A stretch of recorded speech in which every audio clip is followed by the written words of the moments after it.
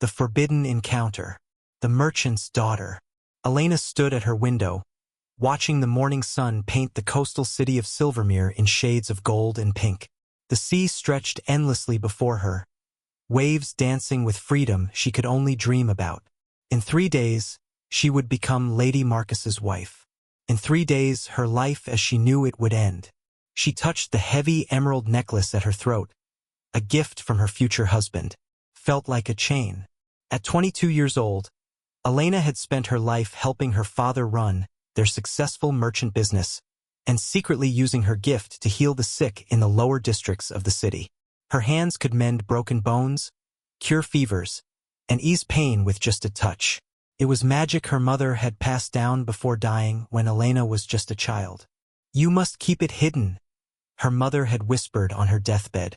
"There are those who would use you, control you, steal your power for themselves." Elena had kept that promise for 15 years. But then Lord Marcus had come to her father with an offer too good to refuse. Marriage to one of the most powerful nobles in the kingdom would elevate their family beyond measure. Her father, thinking only of security and status, had agreed without asking what Elena wanted. She had met Marcus only 3 times before the engagement was announced. He was handsome in a cold way, with sharp features and eyes like chips of ice. He smiled at her, but the smile never reached those frozen eyes. When he touched her hand, she felt nothing but a chill that went bone deep. But it was more than that. Elena possessed another secret gift that came with her healing power. She could see auras, the colored light that surrounded every living person. Her father's aura was warm orange, filled with love and worry. The servants who worked in their home glowed with blues and greens and gentle yellows. Marcus's aura was different. It was dark purple, almost black at the edges, shot through with veins of sickly red. It was the color of cruelty, of ambition without mercy, of a soul that had forgotten what kindness meant. "Miss Elena, your father requests your presence," came the voice of Sarah, her lady's maid and closest friend. "The seamstress is here for the final fitting of your wedding gown." Elena turned from the window, forcing a smile. "Of course. I'll be right down." As Sarah left, Elena caught a glimpse of herself in the mirror. Dark brown hair that fell in waves past her shoulders. Brown eyes that seemed too sad for someone about to be married. Olive skin that had lost some of its glow in recent weeks. She looked like a bird with clipped wings. 3 more days, she whispered to her reflection. Just survive 3 more days. The masquerade ball. The grand ballroom of the royal palace blazed with 1,000 candles. Crystal chandeliers hung from the ceiling like frozen waterfalls, casting rainbow light across the marble floors. Tonight was the masquerade ball, a tradition held every year by the king to celebrate the harvest season. It was also the night Lord Marcus had chosen to formally announce their engagement to the entire kingdom. Elena wore a gown of deep blue silk that matched the ocean outside her window. Her mask was silver, decorated with small sapphires that caught the light. She felt beautiful, but also trapped, like a butterfly pinned behind glass for everyone to admire. Marcus stood beside her, his hand possessively on her waist. His mask was black with gold trim, making him look even more severe. He paraded her around the ballroom, introducing her to nobles and merchants, accepting congratulations with that cold smile of his. "You belong to me now," he had whispered in her ear earlier. "Not you're with me or we're together. You belong to me," like she was property he had purchased. Elena smiled and nodded and said all the right things, but inside she felt herself growing smaller with each passing moment. Is this what the rest of her life would be? Smiling while dying inside? Then the musicians began to play a waltz, and the crowd parted to make space for dancing. Marcus was immediately pulled away by a duke who wanted to discuss business. "Don't move from this spot," Marcus commanded her before walking away. Elena stood alone near a pillar, watching couples spin across the floor. She closed her eyes for just a moment, imagining what it might feel like to dance with someone who actually cared about her. Someone whose touch made her feel warm instead of cold. "You look like you're 1,000 miles away." The voice was deep and soft, like velvet in darkness. Elena's eyes snapped open to find a man standing before her. He was tall, dressed in black from head to toe, his mask made of dark silver that covered the upper half of his face. But his eyes were visible, and they were the most striking thing about him. They were silver-gray, like storm clouds, and they looked at her with such intensity that she felt truly seen for the first time in months. His aura nearly made her gasp out loud. It was deep indigo mixed with silver light, powerful but not cruel. There was pain in that aura, old grief, but also strength and honor. It was beautiful. I was just thinking, Elena managed to say, her heart beating strangely fast. About freedom? He asked, and there was understanding in his voice. About what it might be like to choose your own path. She stared at him. How could this stranger know exactly what she had been feeling? Would you dance with me? He asked, extending his hand. Just one dance, before you're claimed again. Elena knew she should refuse. Marcus had told her not to move, but something in those storm-gray eyes called to her like the sea called to the shore. She placed her hand in his. His touch was warm, not the cold grip of Marcus, but genuinely warm, like sunlight on her skin. He led her onto the dance floor, and when the music began, they moved together as if they had been dancing for years. What's your name? Elena asked as they spun beneath the chandeliers.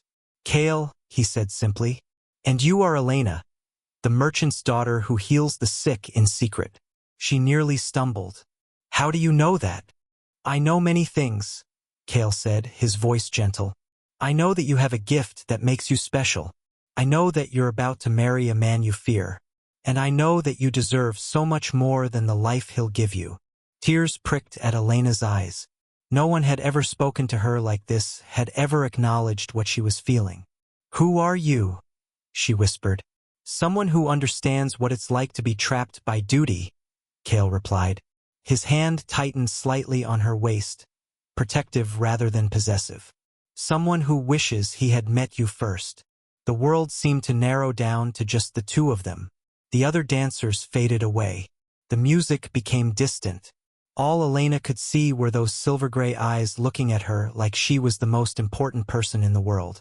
I feel like I know you, she said, confused by the intensity of her own emotions. Like I've been waiting for you. You have, Kale said, and his voice was filled with a sadness that broke her heart. And I've been waiting for you, but we've found each other too late. Before Elena could ask what he meant, a cold hand gripped her arm, yanking her away from Kale. Marcus stood there, his ice-blue eyes blazing with fury behind his mask. What do you think you're doing? Marcus hissed at her, his fingers digging painfully into her arm. Then he looked at Kale, and his expression changed to something even worse. Pure hatred. You, Marcus spat the word like poison. How dare you show your face here? How dare you touch what belongs to me? Kale stood perfectly still, but Elena saw his hands clench into fists. She doesn't belong to anyone, Marcus. Least of all you. You lost that right when you lost everything else, Marcus said with a cruel smile. Did you come here to watch me claim my victory? To see what you can never have? Elena looked between the two men, confusion and fear swirling inside her. They knew each other, and from the hatred pouring off both of them, they were enemies. Elena, Kale said, his eyes finding hers one last time. Remember that you always have a choice. Always. Then he bowed slightly and walked away, disappearing into the crowd like a shadow melting into darkness. Marcus's grip on her arm tightened until she gasped in pain. If I ever see you near him again, he said in a low, dangerous voice, I will make you regret the day you were born. Do you understand me? Elena nodded, frightened by the violence in his tone. Marcus released her arm and took a deep breath, smoothing down his jacket and forcing his cold smile back into place. Come, he said. It's time to announce our engagement. As Marcus led her toward the raised platform where the king stood, Elena looked back over her shoulder. Kale was standing at the edge of the ballroom, his storm-gray eyes locked on her. Even from across the room, she could feel the connection between them, a golden thread that bound her heart to his. And in that moment, Elena knew two things with absolute certainty. She was falling in love with a man she had just met, and that man was her future husband's greatest enemy. The secret meeting. Elena couldn't sleep. Long after the ball had ended and she had returned to her father's estate, she lay in bed staring at the ceiling. Her mind kept replaying the dance with Kale, the warmth of his touch, the understanding in his eyes, and the hatred between him and Marcus. What had Marcus meant when he said Kale had lost everything? What history did these two men share? At midnight, unable to bear her questions any longer, Elena rose from bed and wrapped a dark cloak around her nightgown. She slipped out of her room and through the silent house, avoiding the places where the floorboards creaked. She had done this many times before when going to heal the sick, so the path was familiar. Outside, the night air was cool and smelled of salt from the sea. The moon hung full and bright in the sky, painting everything in silver light.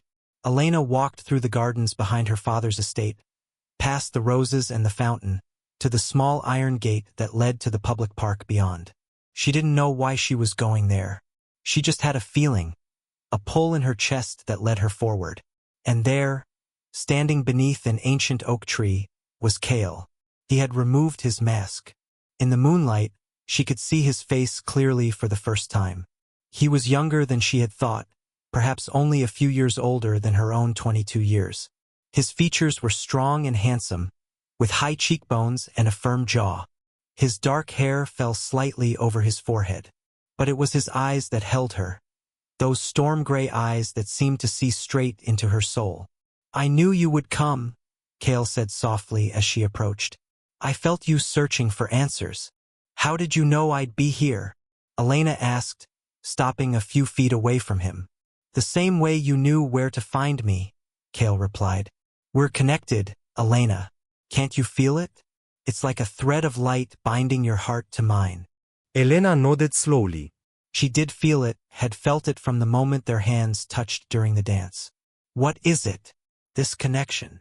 "It's called a soul bond," Kale explained. "It's rare, very rare. It means our souls recognize each other as perfect matches. In another life, another time, we would be meant for each other." Tears filled Elena's eyes. "But not in this life." "No," Kale said, his voice heavy with grief. "Not in this life, because you're promised to the man who destroyed mine." "Tell me," Elena said, stepping closer.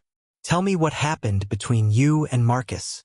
Kale was silent for a long moment, his jaw tight. When he finally spoke, his voice was filled with old pain. 5 years ago, Marcus and I were friends. Brothers, almost. We trained together as young nobles in the king's court. My family ruled the Shadowlands to the north, a territory rich in magic and resources. Marcus's family was powerful but always wanted more power, more wealth. He paused, his hands clenching. Marcus came to me with a business proposal. He wanted to mine certain magical crystals from my family's lands. He promised fair trade, mutual profit. I trusted him. I signed the contracts he put before me without reading all the details. That was my mistake. What did he do? Elena asked, though she already dreaded the answer. The contracts gave him legal ownership of not just the mining rights, but the entire Shadowlands, Kale said bitterly. By the time I realized what I had signed, it was too late. He had already moved his forces in. When my father challenged him legally, Marcus had him arrested on false charges of treason. My father died in prison before the trial could prove his innocence. Elena gasped, her hand flying to her mouth. My mother died of grief a month later, Kale continued, his voice breaking slightly. My younger sister was sent to a convent, far from me. Marcus took everything I loved, everything I had, and he did it with a smile on his face. The law sided with him because the contracts were legal, even though he had lied to get them signed. I became known as the Shadow Prince, a title of mockery. A prince with no kingdom, no family, nothing. Kale, I'm so sorry, Elena whispered, tears streaming down her face. The worst part, Kale said, looking directly at her. He enjoyed it. He destroyed my entire life not because he needed the lands or the wealth. He already had plenty of both. He did it because he could. Because he wanted to prove he was stronger, smarter, better than me. Marcus doesn't just want to win, Elena. He wants to crush anyone he sees as competition. Elena felt sick. The man she was supposed to marry in 2 days had done this? Had destroyed an entire family for sport? Why are you telling me this? She asked, though part of her already knew. Because you need to understand what kind of man Marcus truly is, Cale said, stepping closer to her. He doesn't love you, Elena. He doesn't even know you. He chose you because of your gift. My gift. Elena's blood ran cold. How does he know about my healing power? Marcus has been searching for someone with healing magic for years, Cale explained. He dabbles in dark sorcery, forbidden magic that costs him pieces of his soul with each spell. He needs a healer bonded to him by marriage to counteract the damage. You're not his bride, Elena. You're his cure, his tool. Once he marries you, he'll own your power just like he owns everything else he touches. Elena felt the world tilt beneath her feet. Everything made sense now. Why Marcus had pursued her so determinedly despite her being a merchant's daughter with no noble title. Why he had offered her father so much wealth for her hand. Why he watched her with those cold, calculating eyes. I have to stop this wedding, she said desperately. I have to tell my father. Your father won't believe you, Cale said gently. Marcus has already convinced him that I'm a bitter enemy spreading lies. If you tell your father what I've told you, Marcus will say I'm trying to ruin his happiness. Your father will choose the wealth and status Marcus offers over the warnings of a disgraced prince. Then I'll run away, Elena said. I'll leave tonight. Disappear somewhere Marcus can't find me. He'll find you, Cale said. And when he does, he'll make sure you can never run again. He might even hurt your father to punish you. Elena sank to her knees in the grass, hopelessness washing over her. Then what do I do? How do I escape this? Cale knelt beside her, gently taking her hands in his. His touch was warm and comforting, so different from Marcus's cold grip. You fight, he said firmly. You're not helpless, Elena. You have power, real power. Your healing magic is just the beginning. I can teach you to use it to protect yourself. And you won't be alone. I'll help you. Why? Elena looked into his storm-gray eyes. Why would you risk yourself for me? You barely know me. Because of this? Cale said, pressing her hand over his heart. She could feel it beating strong and steady. This connection between us. It's not just about romance or destiny. It's about recognizing the goodness in each other. You have a pure heart, Elena. You use your gift to heal the sick even though it's dangerous for you. You put others before yourself. That's rare and precious. Marcus doesn't deserve someone like you. And maybe I can't have you for myself, but I can at least save you from him. If I fight Marcus, if I refuse to marry him, it will cause a scandal, Elena said. My father will be shamed. His business will suffer. Your father would rather have you alive and free than wealthy and trapped, Cale insisted. And I promise you, Elena, I will make sure your family doesn't suffer. I may have lost my kingdom, but I still have friends, resources, and skills. I will protect all of you. Elena looked at their joined hands. She could feel the soul bond between them, that golden thread of light connecting their hearts. This man, this shadow prince who had lost everything, was offering to risk what little he had left to save her. Teach me, she said finally, lifting her eyes to his. Teach me to use my power. Teach me to fight. I don't want to be Marcus's victim. I want to be strong enough to choose my own fate. A slow smile spread across Cale's face, the first real smile she had seen from him. It transformed him, making him look younger and less burdened by grief. We start tomorrow night, he said. Meet me here at midnight. Wear dark clothing and bring nothing that Marcus has given you. We have 2 days to prepare you, and I promise you, Elena, 2 days from now you will not walk down that aisle as Marcus's bride. What will I be instead? Elena asked. Cale stood, pulling her gently to her feet. He kept hold of her hand, his thumb brushing across her knuckles in a gesture that sent warmth flooding through her. "Free," he said simply. "You'll be free." Marcus's true nature. The next day passed in a blur of wedding preparations. Seamstresses adjusted her gown. Cooks discussed the menu for the reception. Servants decorated the chapel with white roses. Everyone was excited, bustling with joy for the upcoming wedding. Everyone except Elena. She moved through the day like a ghost, smiling when expected but feeling nothing but dread. That evening, Marcus came to dinner at her father's estate.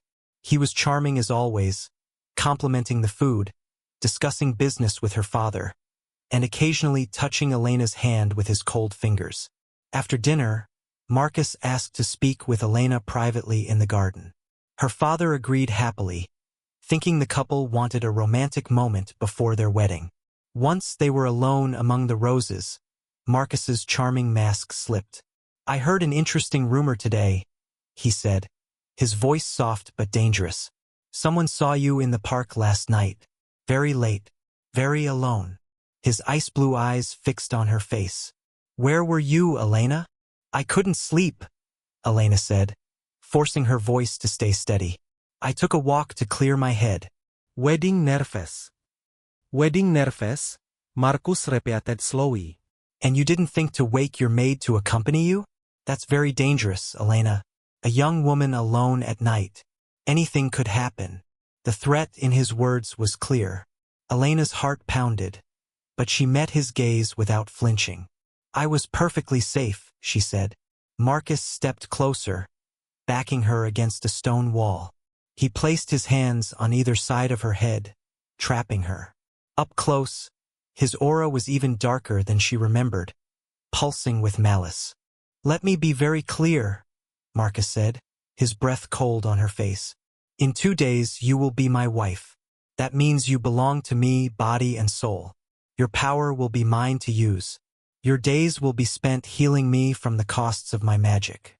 You will live in my fortress, far from the city and your family. You will speak to no one without my permission. You will go nowhere without my guards. And if you ever try to defy me, I will make sure your father loses everything. I'll destroy his business, his reputation, his life. Do you understand?" Elena felt fear crawl up her spine, but beneath it, anger began to burn. This was the real Marcus, the monster Kale had warned her about. A man who thought he could own her like property. "I understand," she said quietly. But inside, she thought, "I understand that I will never marry you. I will never be your tool. I will never let you control me." Marcus smiled, satisfied. He leaned in and pressed a kiss to her forehead. His lips were ice-cold, and Elena felt her skin crawl. "Good girl," he said. "I knew you were smart enough to see reason. Now, shall we return to dinner? I believe they're serving your favorite dessert." As they walked back toward the house, Elena saw a shadow move near the garden wall. For just a moment, she caught a glimpse of storm-gray eyes watching from the darkness. Kale was there, protecting her even now, and that gave her the courage to smile at Marcus and pretend everything was fine, even as she counted down the hours until midnight, when her real training would begin. All right. Elena slipped out of her room once again, her heart pounding with a mixture of fear and excitement.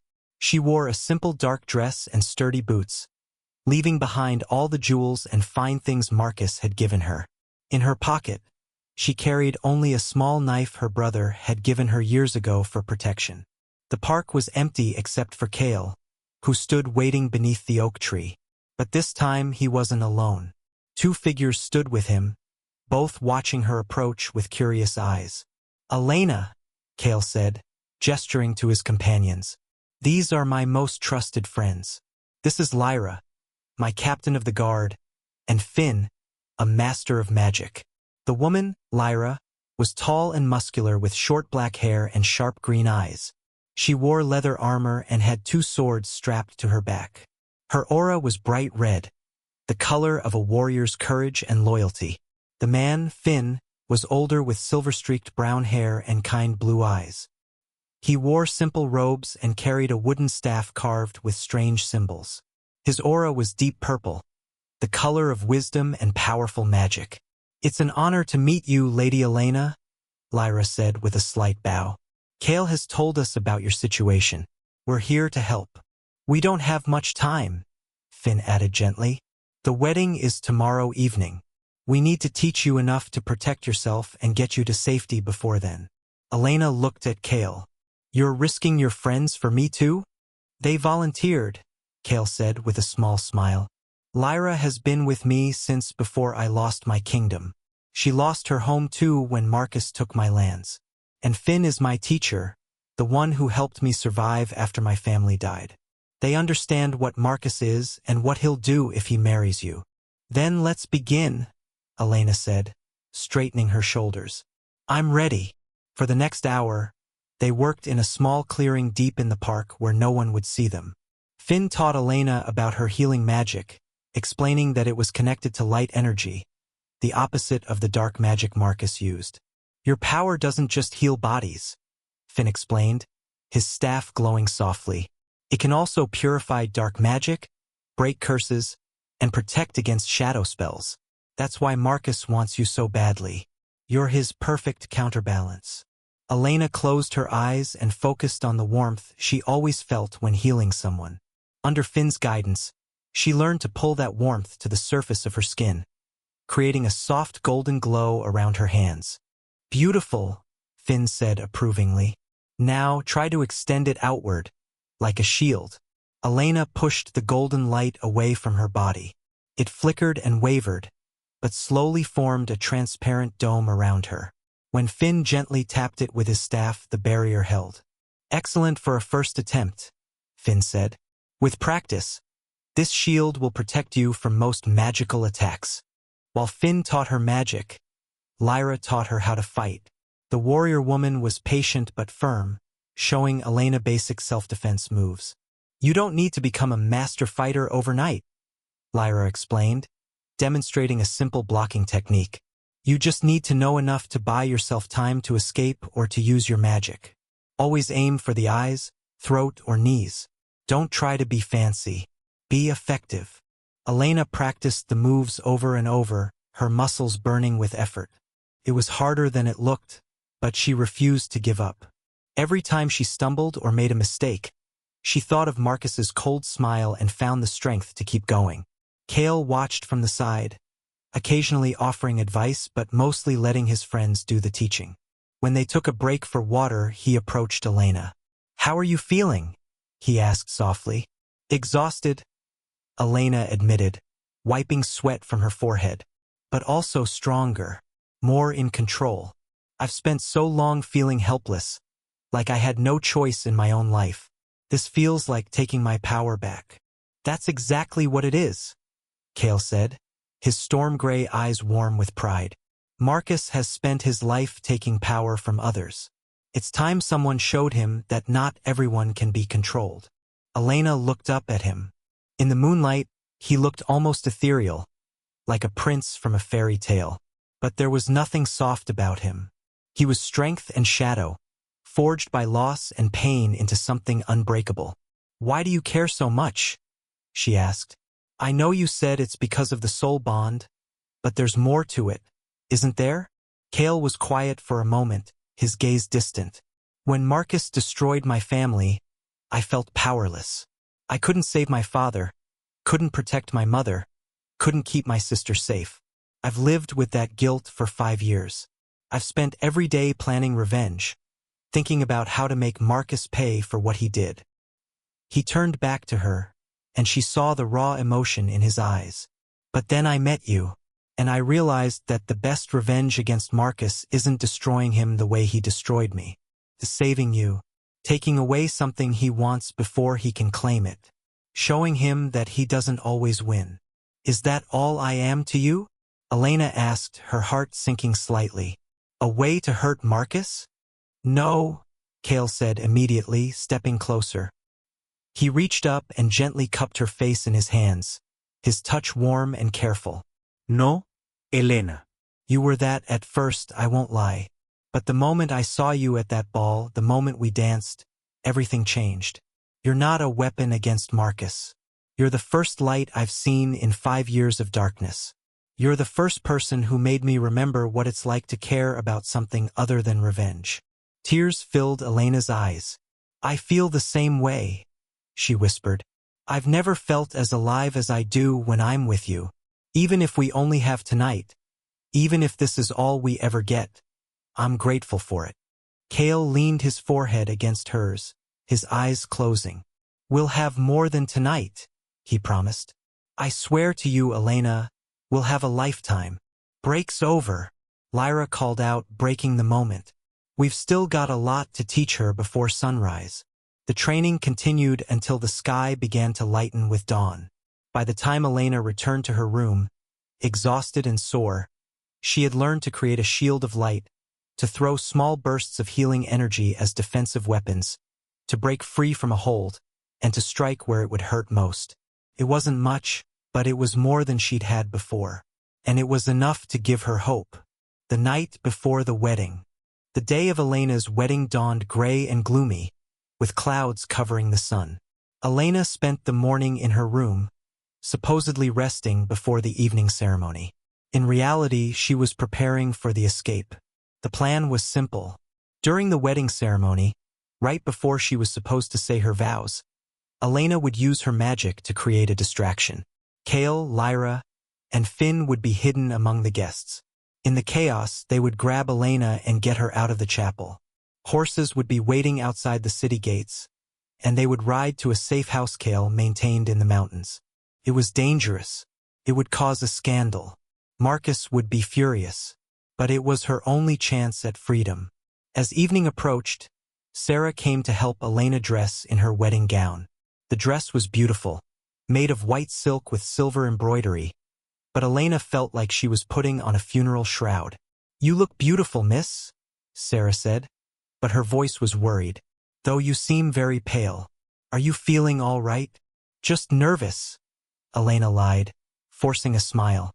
Every bride gets nervous on her wedding day. Sarah didn't look convinced, but she didn't press. Instead, she placed a crown of white roses in Elena's hair and stepped back to admire her work. A knock on the door made them both jump. Marcus's voice came from the other side. Elena, I need to speak with you. Alone. Sarah glanced at Elena worriedly, but Elena nodded. It's all right. Let him in. Sarah opened the door and quickly left, closing it behind her. Marcus entered, looking handsome in his dark blue wedding suit. But his ice blue eyes were cold, and his aura pulsed with that sickly dark purple-red color. You look lovely, Marcus said, circling around her like a predator studying prey. Every inch the perfect bride. Thank you, Elena said, keeping her voice steady even though her heart was racing. Marcus stopped in front of her, reaching out to touch the roses in her hair. I've heard some disturbing rumors, he said softly. My guards tell me that someone matching your description was seen in the park these past few nights. Very late. Meeting with unknown individuals. Elena's blood ran cold, but she forced her expression to remain calm. Your guards are mistaken. I've been here in this house, preparing for our wedding. Have you? Marcus's hand moved from the roses to her throat, his fingers wrapping lightly around her neck. Not choking, but threatening. Because I also heard that the Shadow Prince has been seen in the city. Quite a coincidence, don't you think? My bride sneaking out at night. My old enemy lurking in the shadows. I don't know anything about that, Elena said, even as fear crept up her spine. Marcus's grip tightened slightly. I want to believe you, Elena. I really do. But I've learned not to trust easily. So I've made some arrangements, just to be safe. He released her throat and pulled something from his pocket. It was a thin silver bracelet, delicate and pretty, with small red stones embedded in it. A wedding gift, Marcus said, snapping it around Elena's wrist before she could pull away. Do you like it? The moment the bracelet locked into place, Elena felt something change. The warm pool of magic inside her, the golden light she'd been learning to control, suddenly felt distant, muffled. like it was locked behind a thick wall. "What did you do?" Elena gasped, clutching at the bracelet. "It wouldn't come off." "It's spelled," Marcus said with a satisfied smile. "It blocks your magic, makes it impossible for you to use your healing power without my permission. I can't have my bride running around using her gift carelessly. Can I? Your power belongs to me now." Elena pulled desperately at the bracelet, but it was sealed tight. Panic rose in her chest. Without her magic, she couldn't create the distraction. She couldn't protect herself. The escape plan would fail. "Don't bother trying to remove it," Marcus said, walking toward the door. "Only I have the key, and I'll remove it when I'm ready. After the wedding, after I've bound you to me completely, then maybe I'll let you use your magic again. Under my supervision, of course." He paused at the door, looking back at her with those cold eyes. "Oh, and one more thing. I've doubled the guards around the chapel. I've had the guest list checked 3 times. And I've placed magical wards at every exit. If the Shadow Prince tries to interfere with my wedding, he'll find himself trapped and at my mercy. I almost hope he tries." Marcus left, closing the door behind him. Elena heard the lock click. She was trapped in her room, her magic blocked, the escape plan in ruins. She sank onto her bed, despair washing over her. How had Marcus known? Had someone betrayed them? Or had he simply been suspicious enough to take precautions? It didn't matter. What mattered was that in less than 2 hours, she would be walking down the aisle toward a man who would own her, control her, use her for the rest of her life. Unless she found another way.